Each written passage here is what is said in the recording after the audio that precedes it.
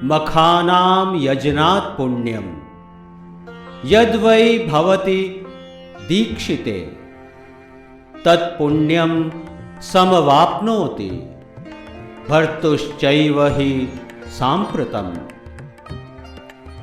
यज्ञ की दीक्षा लेने वाले पुरुष को यज्ञों के अनुष्ठान से जो पुण्य प्राप्त होता है, वही पुण्य साध्वी स्त्री अपनी पति परायणता से तत्काल प्राप्त कर लेती है।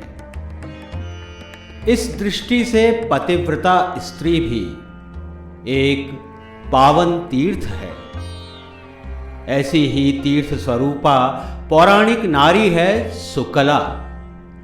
यथा नाम तथा गुण को चरितार्थ करती सद्गुणवती सुकला काशीपुरी के कृकल नामक धर्मात्मा वैश्य की पत्नी, जो पति प्रेम और पति सेवा को ही अपने जीवन का सर्वस्व मानती थी।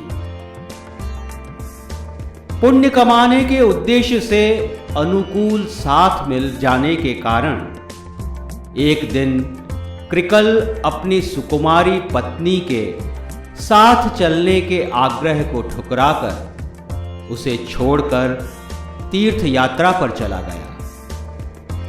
सुकला अत्यंत दुखी हुई, परंतु उस पति परायणा सुकला ने पति के ही ध्यान और स्मरण में सात्विक जीवन व्यतीत करने का निश्चय किया। सती धर्म का पालन करने वाली सुकला की ख्याति जब देवलोक पहुंची, तब देवराज इंद्र ने उसकी परीक्षा लेने की ठानी। एक परम सुंदर युवक का रूप धारण कर उसे लुभाने उसके निवास पर पहुंचे, किंतु आकर्षित करने की अनेक चेष्टाओं से भी इंद्र सफल नहीं हुए।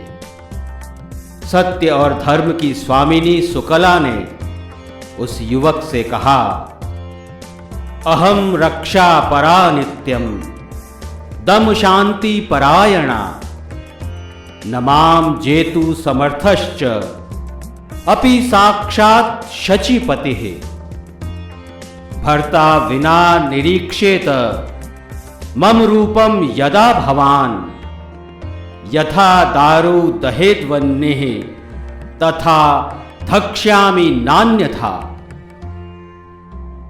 मैं सतीत्व रूपी कवच से सुरक्षित हूं और साक्षात शचीपति इंद्र भी मुझे जीत नहीं सकते। यदि मेरे स्वामी की अनुपस्थिति में मेरे शरीर पर कुदृष्टि डालोगे तो काष्ठ की तरह भस्म हो जाओगे। उधर तीर्थ यात्रा में कृकल को एक दिव्य ऋषि ने उपदेश दिया कि गृहस्थ आश्रम में पत्नी के बिना किया गया धर्म, दान, श्रद्धा सभी निष्फल है। तुम्हारी तीर्थ यात्रा इसीलिए पुण्यप्रद नहीं है। नास्ति भार्या समम तीर्थम नास्ति भार्या समम सुखम नास्ति भार्या समम पुण्यम तारणाय हिताय च। तब कृकल ने वैसा ही किया। सुकला के साथ किए गए पूजन तथा श्राद्ध से तृप्त होकर देवताओं और पितरों ने दंपत्ति को दर्शन और आशीर्वाद प्रदान किया। पति प्रेम में अविचल रहने वाली, मनोनिग्रह में तत्पर और सती धर्म का पालन करने वाली सुकला ने लोक और परलोक दोनों में प्रशंसा और विजय प्राप्त की।